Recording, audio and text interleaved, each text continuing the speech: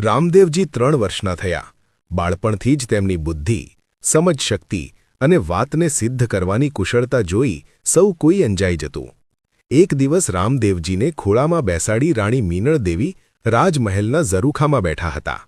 એ સમયે દૂધ પાવા માટે ઝાડી લઈને એક દાસી આવી. એ જ ઘડીએ ઝરૂખાની નીચે એક ઘોડેસવાર પસાર થતો હતો. રામદેવજીએ એ દ્રશ્ય જોયું અને તરત જ ઘોડા પર બેસવાની હઠ લીધી. તેમણે કહ્યું, માં, મને ઘોડો આપશો તો જ હું દૂધ પીશ. બાળ રામદેવજીની હઠ સામે કોઈનું ચાલ્યું નહીં.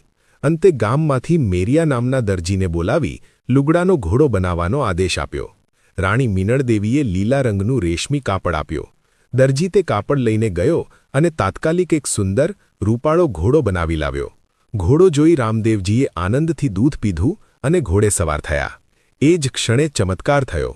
લુગડાનો ઘોડો ત્યાંથી સલાંગ મારીને રામદેવજીને લઈને ઝરૂખામાંથી આકાશમાં ઉડી ગયો.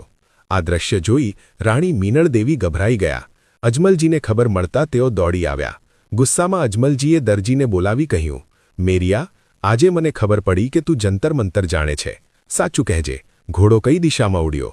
મેરિયાએ હાથ જોડીને કહ્યું, મહારાજ, ઘોડો ઉડતો જોયા બાદ હું પોતે પણ અચંબામાં પડી ગયો છું. અજમલજીએ ક્રોધમાં આદેશ આપ્યો કે આ દોષીને પકડી અંધારી કાળ કોટડીમાં પૂરી દો. અજમલજીએ ક્રોધમાં આદેશ આપ્યો કે આ દોષીને પકડી અંધારી કાળ કોટડીમાં પૂરી દો. સૈનિકોએ મેરિયાને કોટડીમાં બંધ કરી દીધો. કાળ કોટડીમાં બેઠેલા મેરિયાએ રડતા રડતા કહ્યું, હે રામદેવ પીર, જ્યારે આપ પૃથ્વી પર પધાર્યા ત્યારે કુમકુમના પગલાં પડ્યા હતા અને ઉકળતી દૂધની દેગડી ઉતારી હતી. એ બધું મેં જોયું છે. હું તો આપ માટે પ્રેમથી ઘોડો બનાવ્યો હતો, પરંતુ તેના બદલામાં મને આ અંધારી કોટડીમાં પુરાયો. હે મહારાજ, મને આ નરકમાંથી બચાવો. આમ કહી તે રામદેવ પીરની સ્તુતિ કરવા લાગ્યો. એ જ સાંજે દાસીઓએ મીનળ દેવીને સમાચાર આપ્યા કે રામદેવજી ઘોડો લઈને દરબારગઢમાં રમે છે. અજમલજીએ તરત જ મેરિયાને છોડી મૂકવાનો હુકમ કર્યો. મેરિયો દોડતો દોડતો આવ્યો અને રામદેવ પીરના ચરણોમાં પડી ગયો. ત્યારે રામદેવજી મહારાજે કહ્યું, મેરિયા, તે રેશમનો ઘોડો બનાવ્યો, પરંતુ તેમાં જૂના કપડાં અને ચિંથરા ભર્યા હતા. તેની સજા તને મળી ગઈ. હવેથી આવું ક્યારેય કરશો નહીં. વિધર્મી ફકીરો ને શેરખાનની કબર કે હસ્તીના બીબીના ગોખલા ઉપર ચડાવવા માટે અંધશ્રદ્ધાળુઓને ઘોડા બનાવી આપે છે. હવેથી એમ કરીશ તો તારા ઉપર દુખવાનો પહાડ તૂટી પડશે. જો ફરી એવું કરીશ તો તારા પર અનેક દુઃખ આવી પડશે. મારી આજ્ઞા છે કે હિન્દવા પીરના થાનક, મઠ, મંદિર અને પીરાઈવાળા સાધુસંતોની સમાધિ પર આવતા ભક્તો માટે ઘોડાનું પવિત્ર પ્રતીક બનાવજે અને સાચા ધર્મનો ઉપાસક બનજે. હું તને સહાય કરીશ. આ વાણી સાંભળતા જ મેરિયા ફરી ચરણોમાં પડી ગયો. તેને દિવ્ય પ્રકાશના દર્શન થયા અને ત્યારથી તે મેરાઈ ભગત તરીકે પ્રસિદ્ધ થયો. મિત્રો, આ ભાગમાં આપણે જાણીશું કે લીલુડો ઘોડો શ્રી રામદેવજી પીરનું દિવ્ય વાહન કેવી રીતે બન્યો.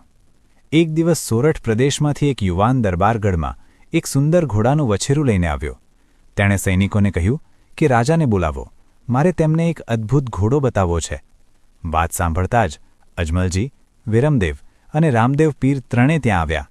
યુવાને કહ્યું, મહારાજ, મારું નામ વજો છે અને હું આ ઉત્તમ જાતના વછેરાને બતાવવા આવ્યો છું. આપના પુત્ર રામદેવજીને યોગ્ય એવો આ અતિ ઉત્તમ અશ્વ છે, જેના જેવો ઘોડો જગતમાં ભાગ્યે જ જોવા મળે. આ વાત સાંભળીને અજમલજીએ પોતાનો લીલુડો ઘોડો મંગાવ્યો અને કહ્યું, જુઓ, આ રામદેવજીનો લીલુડો ઘોડો છે જે તેમણે બાળપણમાં બનાવ્યો હતો. વજોએ કહ્યું, મહારાજ, આ તો કાપડનો રમકડો છે. ક્યાં આ વછેરો અને ક્યાં આ રમકડું? ત્યારે અજમલજીએ જવાબ આપ્યો, આ રમકડા જેવા ઘોડાને પણ રામદેવજીએ જીવંત કરી દીધો હતો. હવે કહો, તમારા વછેરાની શું કિંમત લેશો? વજોએ કહ્યું, મહારાજ, મને ધન કે દ્રવ્ય નથી જોઈએ. બદલામાં મને આ કાપડનો લીલુડો ઘોડો આપો અને આ વછેરાનું નામ લીલુડો ઘોડો રાખજો. આ કપડાના ઘોડાને હું મારી પાસે લઈ જઈ તેની પૂજા કરીશ. ત્યારબાદ રામદેવજી વછેરાની પાસે ગયા. તેના પર હાથ ફેરવ્યો. વછેરો તરત જ નીચે નમ્યો. રામદેવજીને સલામ કરી અને તેઓ તેની ઉપર બિરાજમાન થયા. ઘોડાની લગામ પકડી લેતા જ અશ્વ થનગન કરતો રમવા લાગ્યો.